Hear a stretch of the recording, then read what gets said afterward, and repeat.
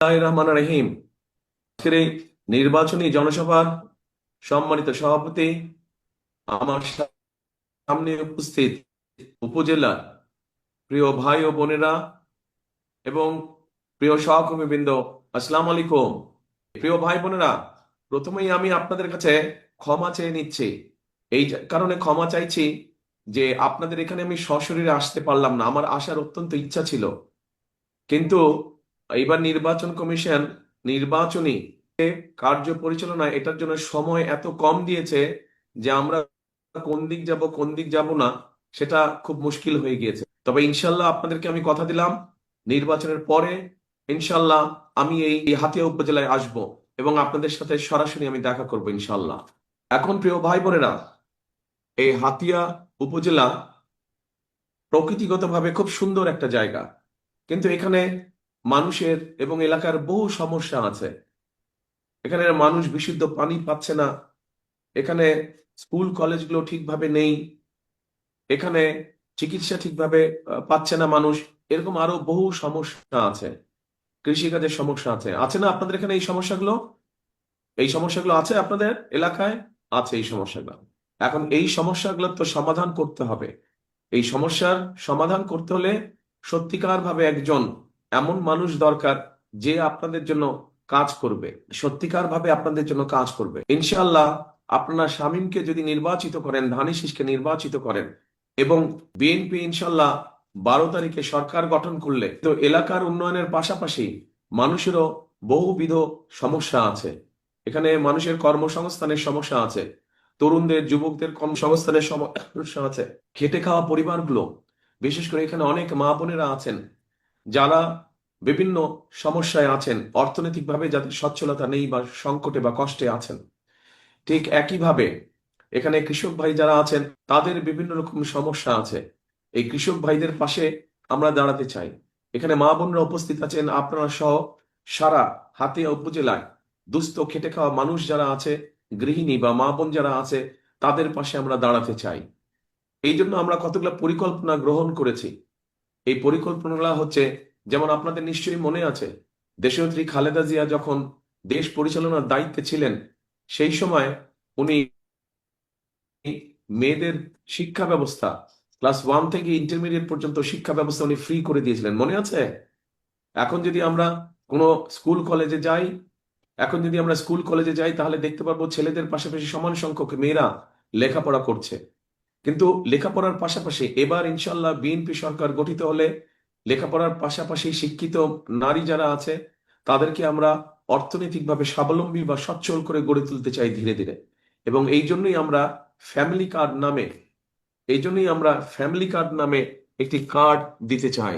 এই যে এরকম একটি কার্ড আমরা ধীরে ধীরে এলাকার সকল মা বোনদের কাছে পৌঁছে দিতে চাই। আমরা এই ফ্যামিলি কার্ড, এই ফর্মে আমরা সরকারের পক্ষ থেকে একটি সহযোগিতা মা বোনদের কাছে আমরা পৌঁছে দিতে চাই। এবং এটা শুধু পাবে মা বোনেরা, এটা পাবে যে সকল মায়েদের সংসার আছে, যে সকল নারীদের সংসার আছে, তারা এই কার্ডটি পাবে। এবং এর মাধ্যমে আমরা প্রতি মাসে মা বোনদের হাতে আমরা কিছু সহযোগিতা পৌঁছে দিতে চাই, যাতে করে তার সংসার চালাতে কিছুটা হলেও সহজ হয়, যাতে করে ধীরে ধীরে সে অর্থনৈতিকভাবে স্বাবলম্বী হয়ে উঠতে পারে। প্রিয় ভাই বোনেরা, এই এলাকায় কৃষক ভাইরা আছে। এই কৃষক ভাইদের জন্য আমরা একটি কৃষি কার্ড দিতে চাই। ওই যে দেখেন কৃষক কার্ড, এই কৃষক কার্ড আমরা দিতে চাই। এই কৃষক কার্ডের কাজটা কি হবে? সারা বাংলাদেশে আমরা বের করেছি কারা কারা ক্ষুদ্র কৃষক আছে, কারা কারা মাঝারি কৃষক আছে, কারা কারা প্রান্তিক কৃষক আছে। এই কৃষক কার্ডটা আমরা কৃষক ভাইদের হাতে দিব। কারণ কৃষক ভাইরা যদি ভালো থাকে তাহলে বাংলাদেশ ভালো থাকবে। এখন প্রিয় ভাই বোনেরা, এই কৃষক কার্ডের মাধ্যমে আমরা কৃষক ভাইদের কাছে তাদের প্রয়োজনীয় সার, কীটনাশক, বীজ এইগুলো আমরা পৌঁছে দিব। কেউ যদি বছরে 2টো ফসল করে, 3টে ফসল করে, অন্তত বছরে একটা ফসলের সব রকম সহযোগিতা আমরা তাদেরকে পৌঁছে দিতে চাই। এইভাবে কৃষক ভাইদেরকে যদি আমরা সহযোগিতা করতে পারি, আমরা বিশ্বাস করি যে ধীরে ধীরে আগামী কয়েক বছরের মধ্যে বাংলাদেশের খেটে খাওয়া কৃষক ভাইরা যারা দিন রাত পরিশ্রম করে, তারা একটা শক্ত অর্থনৈতিক ভিত্তির উপরে দাঁড়াতে পারবে। প্রিয় ভাই বোনেরা, এই এলাকায় বহু শিক্ষিত তরুণ যুবক আছে, তারা শিক্ষিত তরুণ যুবক ভাইরা, কিন্তু তাদের কর্মসংস্থান নেই, বেকার হয়ে তারা পড়ে আছে। আমরা এই বেকার ভাইদের পাশে দাঁড়াতে চাই এবং সেই জন্য আমরা বিভিন্ন রকম ট্রেনিং এর ব্যবস্থা আমরা করতে চাই। ভোকেশনাল ট্রেনিং ইনস্টিটিউশন আমরা এখানে তৈরি করতে চাই, যার মাধ্যমে আমরা আমাদের তরুণ যুবক ভাইদেরকে ট্রেনিং দিতে পারবো, বিভিন্ন বিষয়ে ট্রেনিং দিতে পারবো। ট্রেনিং পাওয়ার ফলে সেই ভাইটি, সে দেশের ভেতরেই হোক, নিজের ব্যবসা বাণিজ্য শুরু করতে পারবে এবং তার জন্য যারা দেশের ভিতরে ক্ষুদ্র ব্যবসা বাণিজ্য শুরু করবে তাদেরকে আমরা ক্ষুদ্র ঋণের ব্যবস্থা, ব্যাংক ঋণের ব্যবস্থা আমরা তাদেরকে ইনশাল্লাহ করে দিব।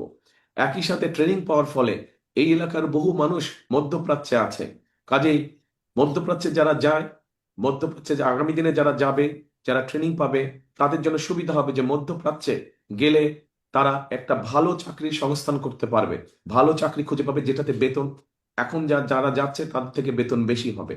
এভাবে আমরা বেকার ভাইদের পাশে এসে দাঁড়াতে চাই। প্রিয় ভাই বোনেরা, আমরা আপনাদের এখানে চিকিৎসার খুব কষ্ট, সাধারণ মানুষের চিকিৎসার খুব কষ্ট। হাসপাতাল বলেন, যেই হাসপাতালটি আছে এখানে, এই হাসপাতালটিকে আমাদের বৃদ্ধি করতে হবে, এটিকে আমাদের বৃদ্ধি করতে হবে হাসপাতালটিকে, যাতে করে মানুষ চিকিৎসা সুবিধা পায়। কিন্তু এর পাশাপাশি আমরা এখানে আরেকটি কাজ করতে চাই, সেটি হচ্ছে বিশেষ করে মা বোনেরা এবং শিশুরা, তাদের জন্য অনেক সময় কষ্ট হয়ে যায় হাসপাতালে গিয়ে চিকিৎসা নিতে, কারণ হয়তো মা বোন তার ভাই বা তার ছেলের সাথে যাবে বা স্বামীর সাথে যাবে, কিন্তু ছেলে বা ভাই ব্যস্ত থাকাতে যেতে পারছে না, ফলে কষ্ট পেতে হয় তাদেরকে অসুখ বিসুখের কারণে। আমরা সারা দেশে হেলথ কেয়ারার নিযুক্ত করতে চাই। হেলথ কেয়ারার নামে একটি কত কিছু মানুষকে আমরা ট্রেনিং দিতে চাই এবং ট্রেনিং দেওয়ার ফলে যেটা হবে, তারা ঘরে ঘরে গিয়ে মা বোনদেরকে, শিশুদেরকে তারা ঘরে চিকিৎসা দিতে পারবে। ছোটখাটো অসুখ বিসুখ তারা ঘরে গিয়ে চিকিৎসা দিতে হবে, যাতে করে মা বোনদেরকে কষ্ট করে আর হাসপাতাল যেতে না হয়। ঘরে বসে আমরা মা বোনদেরকে চিকিৎসা দিতে চাই। প্রিয় ভাই বোনরা, আমরা আর করতে চাই, সেই কাজটি হলো, আমি আপনাদের কাছে মা বোনদের জন্য কি করব, চিকিৎসার জন্য কি করব, শিক্ষার জন্য কি করব, কৃষক ভাইদের জন্য কি করব, এগুলো যেমন সব আপনাদের সামনে তুলে ধরলাম। আরেক শ্রেণীর মানুষ আছে যারা যারা আমাদের জন্ম থেকে মৃত্যু পর্যন্ত আমাদের সাথে থাকে। এখন হচ্ছে আরেক শ্রেণীর মানুষ আছে, যে এই মানুষগুলো আমাদের জন্ম থেকে মৃত্যু পর্যন্ত আমাদেরকে বিভিন্ন সময় আমাদের সাথে থাকে এবং বিভিন্ন সময় বিপদে আপদে তারা আমাদেরকে পরামর্শ দেয়। কারা তারা? তারা হচ্ছে আমাদের বিভিন্ন গ্রামে গঞ্জে বিভিন্ন মসজিদ, মাদ্রাসা আছে, খতিব সাহেব আছে, ইমাম ভাঙন। আপনাদের প্রধান সমস্যা হচ্ছে আপনাদের প্রধান নদী ভাঙন। জানি আমি, নদী ভাঙন, এটা জানি আমি। এই নদী ভাঙন তো সবচেয়ে বড় সমস্যা। এটাতে আমি সেই হ্যাঁ,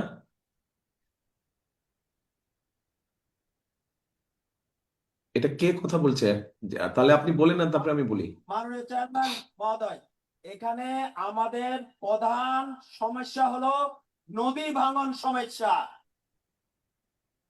প্রতিনিয়ত নদী ভাঙন নদী সমস্যা। ভেঙে আমাদের জনগণ সর্বশান্ত হয়ে যাচ্ছে। হাতিয়ার আমাদের জনগণ, আমাদের এখানে ব্লক দেওয়ার জন্য আমাদের দাবি, আপনি ক্ষমতায় আসার পর আমরা ক্ষমতা আসলে, বিএনপি সরকার ক্ষমতা আসলে প্রথমেই আমাদের ব্লক বাঁধের মাধ্যমে নদী ভাঙা রোধ করতে হবে। এটা হলো হাতিয়ার প্রধান দাবি। আর আরেকটা দাবি, সেটা হলো সবার আমাদের বেড়িবাঁধ নির্মাণ করতে হবে। দ্বিতীয় দাবি, আপনি অনেক কথা যেগুলো বলেছেন এগুলোর সাথে হাতিয়াবাসী একমত। দ্বিতীয় দাবি হলো, এখানে নদী ভাঙার কারণে জনগণ সর্বশান্ত হয়ে গিয়েছে। অনেক জায়গায় চর জেগেছে, চর, অনেক খাদ জায়গা আছে। আমরা হাতিয়ার জনগণ চাই, আমরা ক্ষমতা আসলে যারা প্রকৃতি ভূমিহীন তাদেরকে এটা হলো হাতিয়াবাসীর মূল দাবি। এই মাঠে আমাদের দেশনেত্রী বেগম খালেদা জিয়া বক্তব্য রেখেছিলেন। আর আজকে এই মাঠে আপনি বক্তব্য রাখছেন। এই দেখেন, আপনি যেই দাবিগুলা বললেন, দেখেন আমি লিখে রেখেছি, এগুলা নিয়ে আমি কথা বলতাম। দেখেছেন, এগুলা আগেই আমার কাছে লেখা আছে। আমি জানি আপনাদের এলাকার কি কি সমস্যা। আমি জানি আপনাদের এলাকার ব্লক বাঁধ নির্মাণ করে নদী ভাঙন রোধ করা, টেকসই বেড়িবাঁধ নির্মাণ করা, ভূমিহীনদের জন্য খাস জমি বন্দোবস্ত করা, উপজেলা স্বাস্থ্য কমপ্লেক্সকে 150 শয্যায় উন্নীত করা, তারপরে জাহাজমারা ইউনিয়নকে নতুন উপজেলায় রূপান্তর করা। এগুলা সব আপনাদের যেগুলো এলাকাবাসীর দাবি, এগুলো সব আমি জানি। এগুলা সব আমরা লিখে রেখেছি। ইনশাল্লাহ সরকার গঠনে সক্ষম হলে, আমরা সরকার গঠন করলে বিএনপি ধীরে ধীরে একটার পর একটা আমরা এলাকার মানুষের সমস্যার ইনশাল্লাহ সমাধান করব। কিন্তু সমস্যার সমাধান করতে হলে তো ধানের শীষকে জিতাতে হবে, তাই না? সমস্যার সমাধান করতে হলে তো ধানের শীষকে জিতাতে হবে। এর আগে তো আপনারা এই এলাকার মানুষ অনেককে দেখেছে, কিন্তু তারা সমস্যার সমাধান তো করেনি। কিন্তু এবার ইনশাল্লাহ বিএনপি নির্বাচিত হলে ধীরে ধীরে আমরা এই কাজগুলো করব। আমি এরই ভিতরে নোট করে রেখে দিয়েছি যে কোন কোন কাজ করব, এই এলাকার মানুষের জন্য কি কি কাজ করব আমি নোট করে রেখে দিয়েছি। এর মধ্যে ইনশাল্লাহ আমরা সরকার গঠন করলে এই কাজগুলো আমরা ধীরে ধীরে পর্যায়ক্রমিক ভাবে শুরু করব। কিন্তু তার আগে তো আমরা যেই পরিকল্পনা নিয়েছি, এই নদী ভাঙন রোধ, বেড়িবাঁধ, টেকসই বেড়িবাঁধ, ব্লক বাঁধ, এগুলা তো আমরা তো ইনশাল্লাহ করব। কিন্তু আপনাদেরও তো একটা দায়িত্ব আছে। আপনাদের দায়িত্বটা কি বলেন তো? আপনাদের দায়িত্বটা কি? ধানের শীষকে জয়যুক্ত করা। ধানের শীষকে কবে জয়যুক্ত করবেন? কবে? 12 তারিখে ইনশাল্লাহ, 12 তারিখের নির্বাচনে ইনশাল্লাহ ধানের শীষকে জয়যুক্ত করতে হবে। পারবেন? ইনশাল্লাহ, ইনশাল্লাহ। তাহলে প্রিয় ভাই বোনেরা, আসেন আমরা ধানের শীষকে জয়যুক্ত করি এবং ধীরে ধীরে আমরা এলাকার সমস্যার সমাধানগুলোর জন্য কাজ শুরু করি। তবে এখানে একটা কথা আছে প্রিয় ভাই বোনেরা, গত 15-16 বছর কি আপনারা ভোট দিতে পেরেছিলেন? ভোট দিতে পারেননি আপনারা। আমাদের দেশের মানুষের ভোটের অধিকার কেড়ে নেওয়া হয়েছিল, কথা বলার স্বাধীনতা কেড়ে নেওয়া হয়েছে। যারা এই কাজটি করেছিল তারা দেশ থেকে চলে গিয়েছে। কিন্তু প্রিয় ভাই বোনেরা, এখন অন্য একটি গোষ্ঠী, তারা আবার কিছু কিছু ষড়যন্ত্র করছে যেন নির্বাচন বাধাগ্রস্ত হয়। এই ব্যাপারে আপনাদের সকলকে সচেতন থাকতে হবে।